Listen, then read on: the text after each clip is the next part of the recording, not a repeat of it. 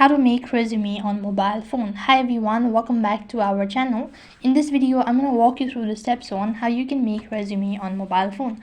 So there are different ways of making resume on your mobile phone. The first thing is you can either download a word processing app. If you don't have that, you can use a Google Docs and type in your resume. Then you can write a CV on the app and proofread your CV, ensure that the file name is clear and professional, and you can just email your CV. However, if you don't want to go with the simple one and you want to make it look something better, then you can always try the steps. Go ahead and open up your Play Store, and then on the search box type in resume maker, and here you'll be provided with a list of suggestions on the following application. You can install either one of it, but in my case I'm gonna go ahead and suggest you Canva. Now this is a very simple app. You can use it. Just go ahead and tap the install button. First thing, it's gonna provide you with all of the fonts that you're actually looking for it and the design according to you. Once it is completely installed, click the open button. Now this is how it's going to look like.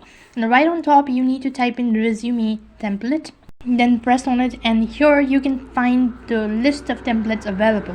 So accordingly you can select that, and here you can see this is the one.